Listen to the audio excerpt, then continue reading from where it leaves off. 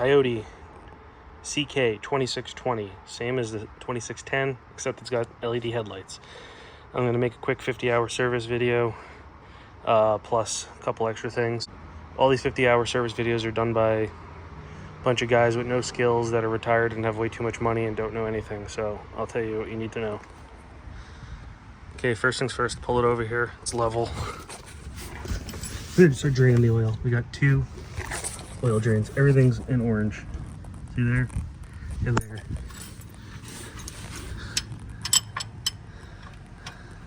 $17mm.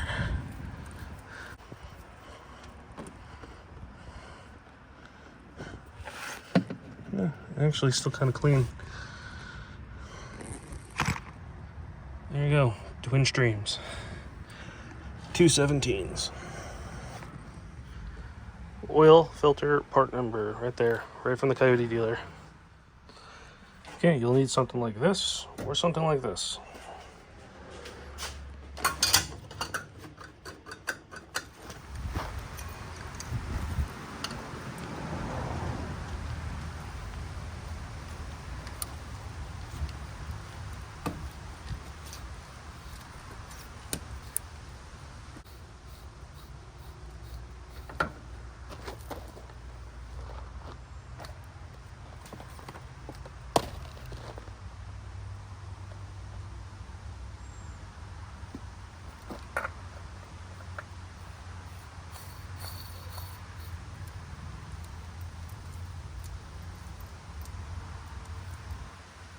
Done. Put the fill plugs back in. Fill plugs are back in.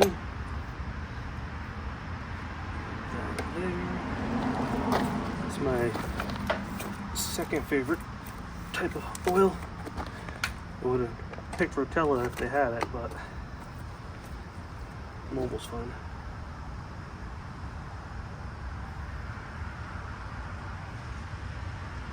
Yeah. All my big truck experience, I like Rotella, but Mobil 1 is a close second. Would not use the Kioti oil or any off-brand Chinese oil that they might give you. Korean oil. My apologies. It's supposed to take 1.5 something, so I'm gonna add 1.5 of these. And then check the dipstick.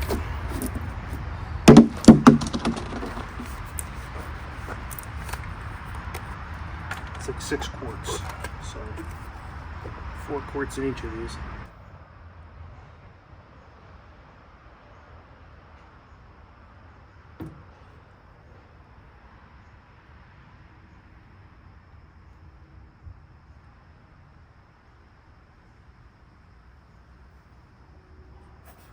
Just under the second notch, we add just a scoosh more.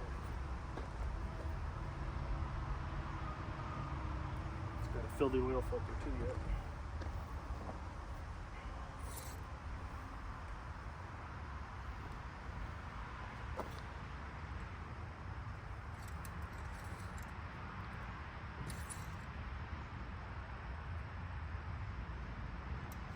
Okay.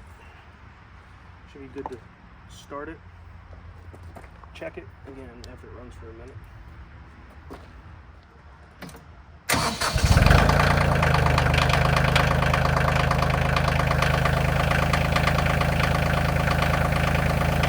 Gonna let the motor cool down for a second, let the oil drain back down. While I'm down here, this isn't part of the 50-hour service, but I'm gonna change whatever oil that they put in the front axle. Everything they put in these machines overseas is really kind of crap fluid.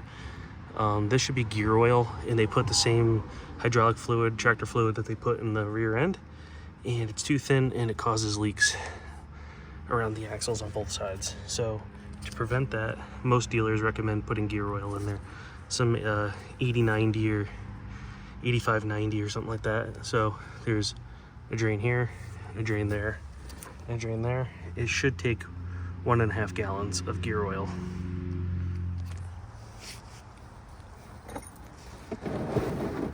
Okay,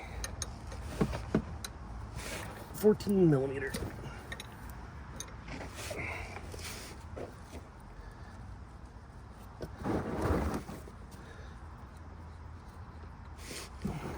Oh yeah, that shit's like, that's like water. Definitely change that. I don't like that.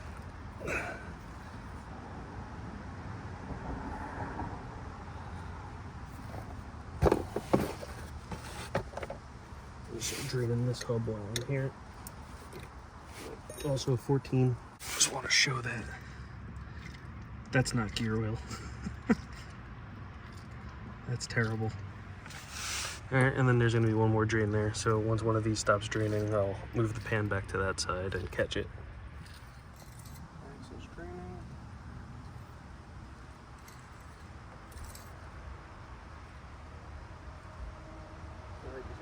Add a little bit more.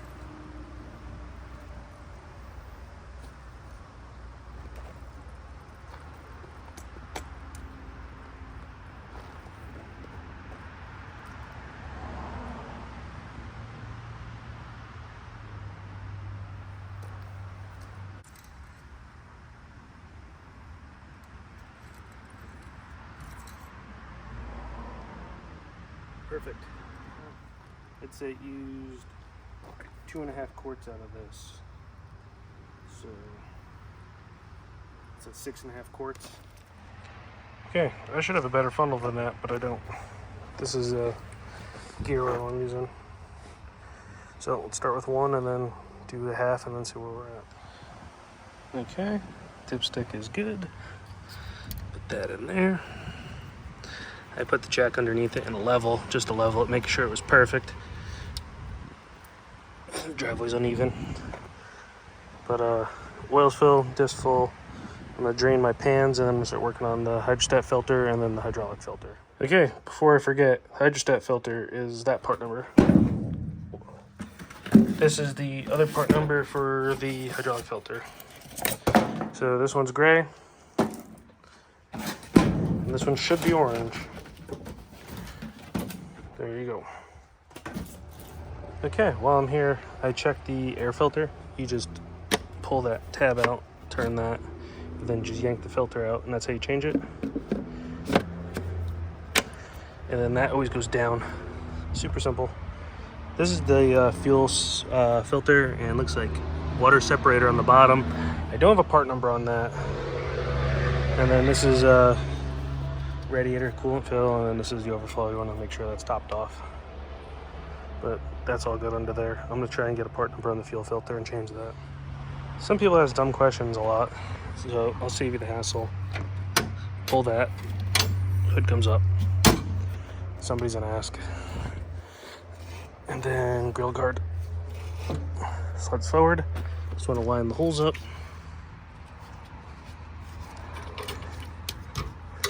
Okay, they just pull and rotate. Super simple. Okay, left side. That filter was just painted over, so that should be the orange one there. So put the pan under, and this is the same size.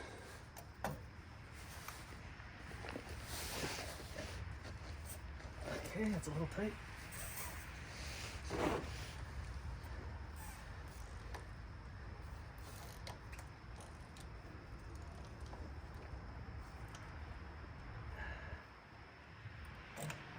Okay. Take that off of there before it gets stuck. This one, some people want to be fast, but I'm draining the hydraulic fluid anyways. All of it.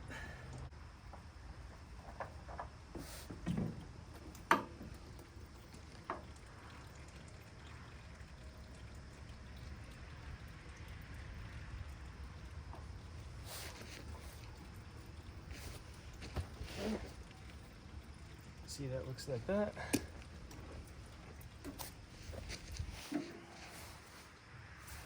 Some of that clean fluid.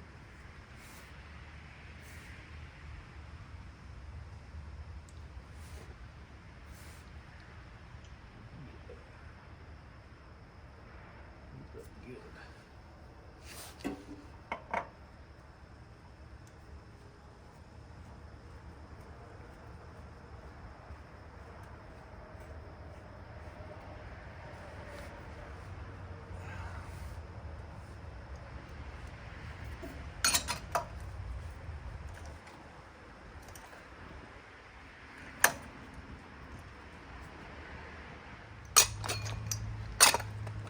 That's convenient. Same size on all of them.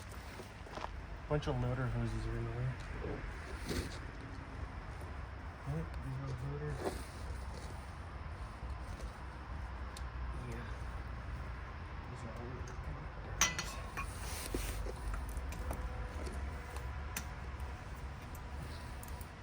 Nope, that's not as tight as the other side. This one loses a lot more fluid than the other side.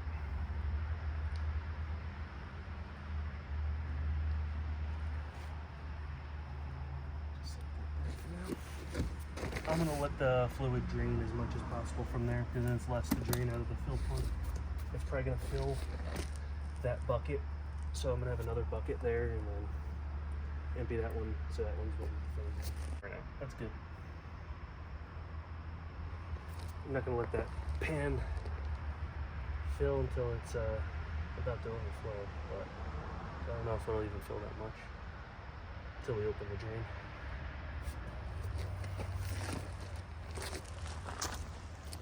Okay, back on the right side of the machine still. Same side with the hydraulic filter. If you can see it. That big bolt there, that is the main drain for the transmission. And then that one right there is lower, and that's another drain out of where the shaft comes out. So you could drain that from there too. I would open them both.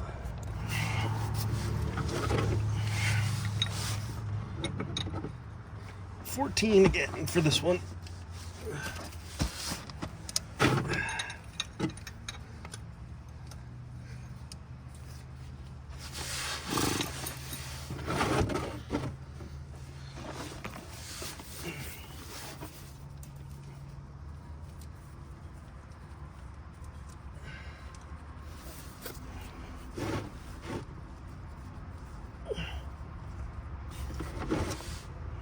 Slowing down, so I don't know if we're gonna get the full out of this. We're definitely gonna have to open up the main drain.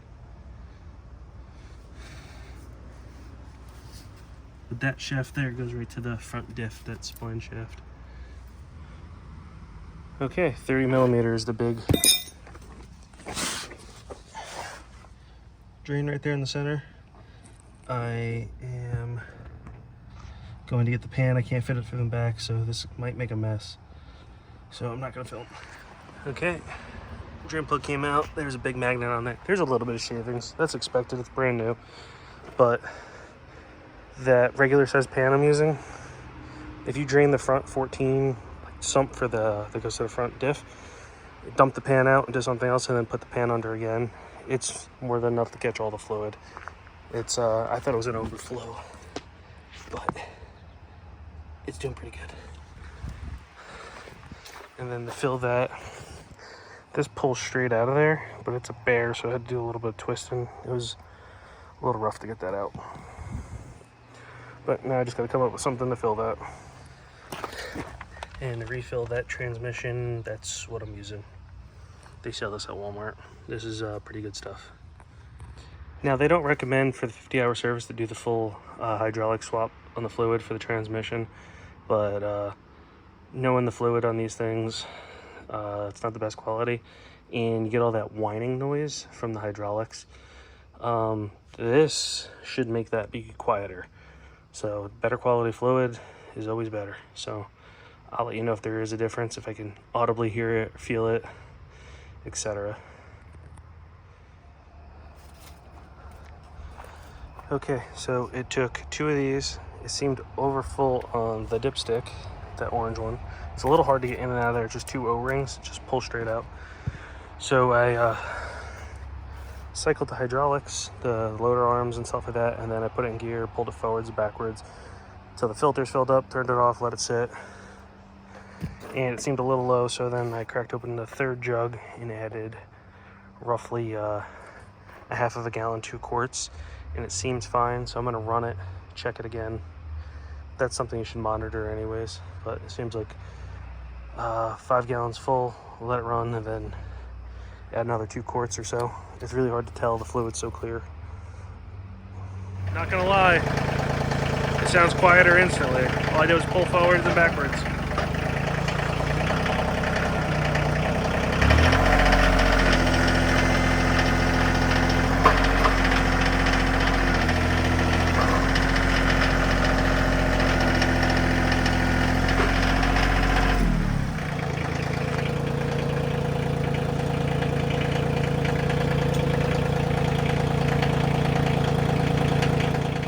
Okay, this machine's been good for, I've had it literally a year in like a week, or a year in like 2 weeks.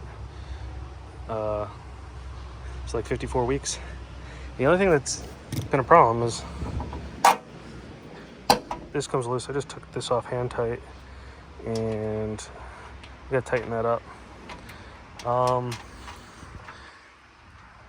I originally thought that the steering wheel was on upside down, but somebody was telling me that every time you start it, it's going to be somewhere different because that's where it grabs, because it's hydraulic, or runs off the hydrostat. So I'm going to keep an eye on that. I just always thought it was upside down, and I figured when I brought it back here, I'd put it on correctly. But I started it twice and it seemed like it was in a different spot, but not entirely. So I'm going to monitor where the steering wheel is, because the logo is always upside down when the wheel's straight. It's slightly annoying if you have OCD, but I'm not sure if that's an actual problem or if that's just how it works. And this is a 12. I'm going to tighten them all. But the more you work it, the less jerky the controls are. They were pretty stiff at first. But everything else has been great. The backhoe is stronger than you think it should be. I got to build teeth for the pads so it could dig into the ground. But I'll be back tomorrow. I got some more work to do on this. I don't know if I showed that, but I wrote the date on there. Okay, I'm here today to grease the machine. So everywhere there's a joint, there's gonna be a grease fitting. So 1, 2, 3, 4, just right here. It's gonna be same on the other side. Another one there, there, there, there. So that's 4, 5, 6, 7, 8 on just that side. So there'll be 16 total there. And we're gonna look for the hard to find ones. Here's one on the front axle. There's one right there. I'm surprised there's not one on the tie rods, but that's fine.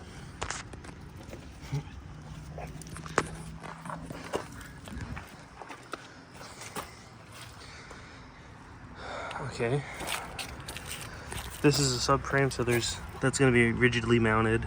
I don't know if there's any here. I'll look. But everywhere there's a joint, so down here, there's going to be one on this cylinder there, so I'm going to have to put the legs down. There's one here.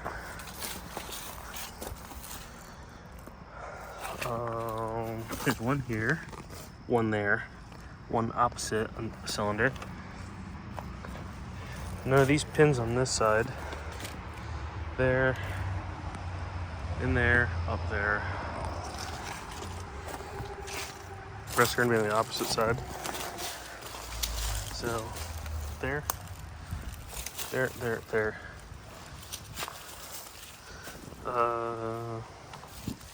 Here, here, and there.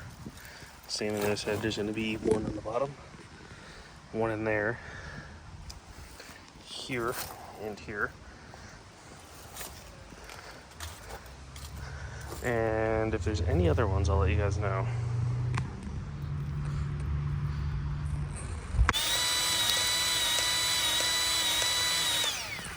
See, as soon as it squishes out, that's how you know it's good. Alright, there's one in the center of the backhoe. Forgot that one. Okay, found a couple more grease fittings on the bottom here and on the other side. And then in here, I gotta tilt the... I could reach that one there.